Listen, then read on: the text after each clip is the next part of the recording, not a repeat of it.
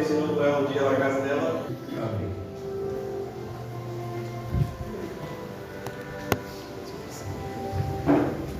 Glória a Deus. A paz do Senhor, igreja. Amém. Vamos abrir nossas Bíblias no livro de Gênesis, capítulo de número 39.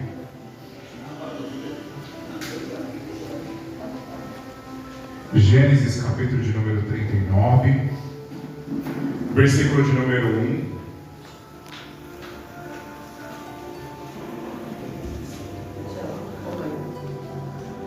Glória a Deus. Gênesis, capítulo de número 39, versículo de número 1. Amém, igreja? Amém. Diz assim a palavra do Senhor. José foi levado ao Egito e Potifar, oficial de Faraó, comandante da guarda egípcio, comprou-o dos ismaelitas que o tinham levado para lá. O Senhor era com José, que veio a ser homem próspero e estava na casa do seu senhor egípcio.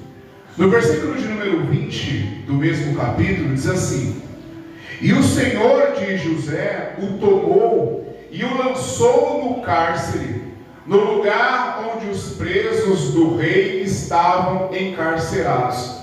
Ali ficou ele na prisão. O Senhor era porém com José, e lhe foi benigno, e lhe deu mercê perante o carcereiro, o qual confiou às mãos de José todos os presos que estavam no cárcere, e ele fazia tudo quanto devia fazer ali. Amém? Pode se assentar em nome de Jesus, coloca a Bíblia no colo, dê uma linda salva de palmas em nome de Jesus. Glória a Deus. Aleluia. Isso, para ensaio foi bom, né? Agora vamos bater uma salva de palmas para Jesus? Vamos lá. Glória a Deus. Primeiro só foi o ensaio, né? Meus irmãos, quem é que nunca falou essa palavra assim, ó? Onde estava Deus neste momento? Alguém já falou essa palavra?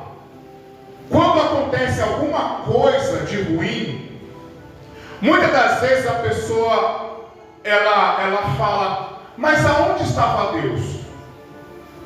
O que Deus estava fazendo neste momento que Ele não interveio? Vira e mexe, eu recebo perguntas como essa: pastor, onde estava Deus quando aconteceu isso e isso? Onde estava Deus quando veio o Covid e milhares e milhões de pessoas morreram? Por que Deus não fez nada? Alguém aqui já se fez essa pergunta? Quando acontece alguma coisa e aí você de repente não era cristão, ou mesmo cristão, você acaba indagando, dizendo: onde estava Deus? Que Ele viu eu passando por isso, ou viu certa pessoa passando por isso e não fez nada. Muitas das vezes a gente passa por isso.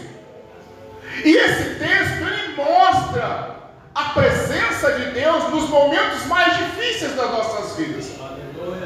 Eu por muito tempo eu fiquei questionando onde estava Deus. Quando minhas irmãs faleceram, minhas 3 irmãs, elas faleceram carbonizadas no mesmo dia, e Deus não deixou eu morrer. Eu já contei isso aqui uma vez. Na mesma semana que as minhas irmãs morreram, eu falava para minha avó: vó, nós vamos para a casa da minha mãe, nós vamos brincar, mas nós vamos morrer.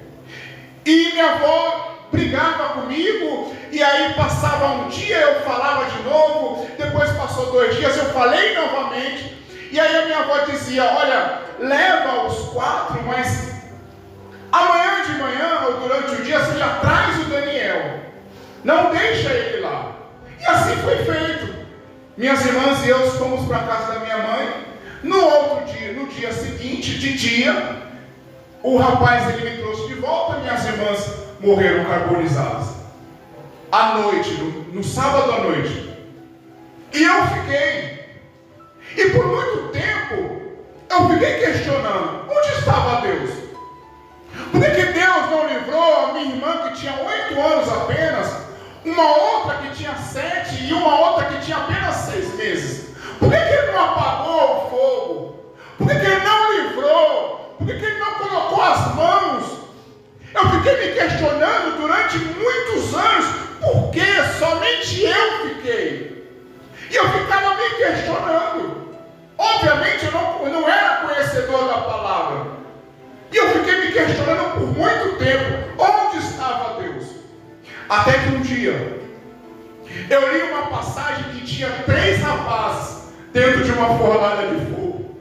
E a Bíblia diz que eles entraram na fornalha de fogo e lá estava o 4º homem dentro da fornalha. E Deus ali ministrou no meu coração: ei, eu estava lá dentro com elas. Estava lá dentro, naquele momento em que elas estavam sendo carbonizadas. Eu estava lá dentro e eu os livrei daquele sofrimento. Porque muitas das vezes a gente pensa que na tragédia Deus não está. Deus ele está numa tragédia. Deus ele está naquele momento em que uma criança falece. Deus ele está naquele momento de injustiça. Mas muitas das vezes a gente fica perguntando: aonde está Deus? Meu Deus, aleluia, louvado seja. Aonde está Deus?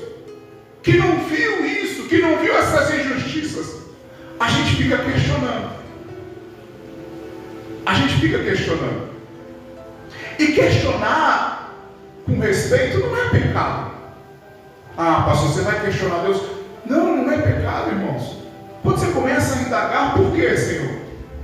Senhor, me ajuda a entender. Senhor, eu estou confuso. Abre a minha mente, me ajuda a entender esse negócio que eu não estou entendendo. Meu Deus, aleluia. Nós ficamos dessa forma, se questionando, falando com Deus. Pastor, como é que o senhor sabe que Deus não fica com raiva disso? Porque Jó, ele não pecou, mas ele questionou. Tanto é que Deus fez algumas perguntas para Jó que até hoje ninguém sabe responder. Mas Jó não pecou. A Bíblia diz que quando o anjo do Senhor ele desce e fala com Gideão: Gideão, homem valoroso, o Senhor é contigo. Gideão falou: se o Senhor é comigo, por que eu estou malhando trigo no lagar?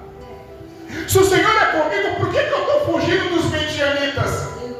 Se o Senhor é comigo, por que a minha família está passando por esse problema? Por que nós estamos fugindo?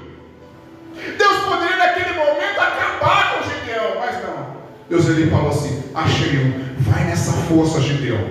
Vai nessa força que eu vou livrar o povo de Israel através das tuas mãos. Aleluia. Muitas das vezes Deus ele quer pessoas indignadas com o que está passando. Muitas vezes Deus ele quer usar pessoas que não aceitam o momento que ela está passando. Lembra de Israel? Israel quando foi exilado, quando voltaram para a terra, a Bíblia diz que a terra já estava mais de 70 ou quem sabe 90 anos da mesma forma. Glória a Deus. Da mesma forma. Passava anos, saía anos, era a mesma coisa. Aí teve que ir lá Neemias restaurar os muros, os portões, porque ninguém queria fazer nada. Irmãos, Deus ele quer um indignado. Deus ele quer um que não aceita. E dizer assim: eu não aceito essa situação. Precisamos fazer alguma coisa. Porque indagar, se indignar, é diferente de murmurar. O povo de Israel, como bem disse aqui o pastor Manuel, eles murmuravam. E murmurar é diferente de você se indignar. O povo de Israel, os hebreus, eles queriam voltar para o Egito. Deus estava dando maná, eles queriam carne. Não, a gente lá a gente comia do bom e do melhor. Lá a gente comia carne, comia pepino, a gente comia um monte de... Não comia picanha, mas comia abóbora, que nem o dia de hoje, né? Mas nós comia. Esse negócio de maná todo dia, não deu, não aguentei, vou te falar. Esse negócio de maná todo dia não dá, enjoa, né? Tu que vai comer todo dia enjoa, né? Lembra outro dia que eu falei que eu comprei 5 kg de linguiça? Quem é que aguentou comer lá em casa esse tempo todo? o pastor Manuel viu, fui no mercado, vi lá, pacote de linguiça, 5 quilos, barato. Falei, eu vou comprar. Fui para casa, comprei, e a mulher começou a fazer a linguiça. Aí um dia ela fez frita, no outro dia ela colocou no feijão, no outro dia ela pôs no forno, e aí nós já estávamos tudo cheio já. Ninguém aguentava mais comer linguiça. Ela falou assim, nunca mais se me compra 5 quilos de linguiça, que nós não estávamos aguentando comer linguiça. Então era maná todo dia o povo enjoou, falou, não, nós queremos voltar para o Egito, porque lá nós comia bem, mas lá eles eram escravos. E tem muita gente, querido, que esquece que lá no passado, da onde Deus tirou a gente era escravo. E nos dias de hoje, ainda assim, a gente reclama. Reclamamos que estamos passando alguma necessidade em casa, que estamos passando por algum problema. A gente reclama. E aí a gente lembra lá do passado, que há 15, 20 anos atrás eu ganhava bem, há tantos anos atrás eu não passava por isso. E aí isso toca a Deus, porque isso é murmuração. Mas você se indignar, falando, Deus, eu não aceito isso, eu não quero isso para a minha vida, Senhor. O Senhor pode me ajudar, me ajuda. Orar, pedir para Deus melhorar, não é pecado. Então, irmãos, quando eu vejo essa situação, eu imagino que Deus ele está nas coisas difíceis. Eu li aqui o texto de José, porque ele é muito interessante para nós. A Bíblia diz que José, ele era filho de Jacó. José, ele tinha uma promessa. Deus havia mostrado para José quem ele seria, que ele seria grande, que ele seria um homem próspero, que os seus familiares iriam se dobrar diante dele. Mas as coisas parece que estava tudo errado. Parece que todas as portas se fecharam. Aprenda algo aqui, irmãos. Quando todas as portas se fecham, é Deus que está no negócio. Pode perceber. Se você estiver passando por uma situação em que todas as portas se fecharam, foi Deus. Pode esperar que alguma coisa boa venha lá na frente. Então segura, vai aguentando. É dolorido mesmo, às vezes a gente dá uma mancadinha, porque não é fácil, eu entendo. Mas pode ter certeza, se as portas de tudo se fechou, é Deus que está no negócio. Meu Deus. Deus está no negócio. Porque o inimigo ele não consegue fazer isso. Às vezes ele pode fechar uma porta ali do trabalho ali, mas uma outra se abre uma janela, abre um bequinho. Mas quando fecha tudo, é Deus querendo te trazer para perto. É Deus te trazendo. Ele está longe, eu vou fechar tudo, quero ver se ele não vai. Eu já aconteceu isso comigo. Teve um momento que Deus ele me cercava assim, ó. Não teve jeito. E Deus ele fechou as portas para José. José ele tinha um chamado. José ele tinha uma promessa, mas as portas estavam todas fechadas. Nada dava certo. Sabe aquele momento que nada dá certo para a gente? Tudo que você coloca as mãos parece que está errado. José estava assim. Só foi a promessa vir ele divulgar tudo errado. Os irmãos se afastaram. Os irmãos não tinham como fofoqueiro. Os irmãos jogaram ele dentro de uma cisterna. Ele foi vendido como escravo para os egípcios.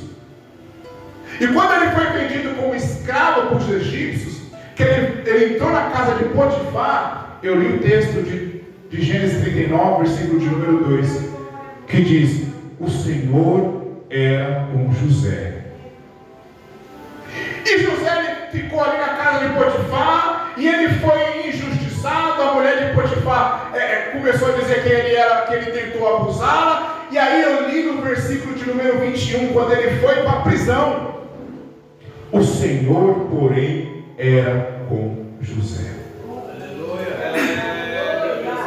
As portas estavam todas fechadas, mas o Senhor, ele era com José. José ele foi injustiçado, mas o Senhor, ele era com José. José ele era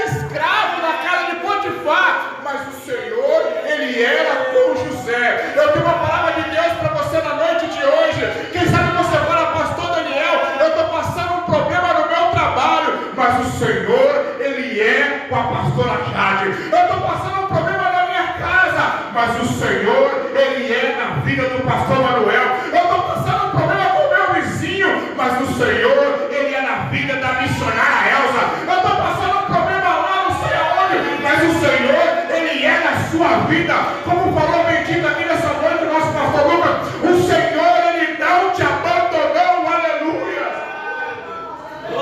O Senhor, Ele não te abandonou, aleluia. Pode estar acontecendo tudo errado, as portas fechadas, mas eu tenho certeza, segundo a palavra, que o Senhor, Ele é comigo, aleluia.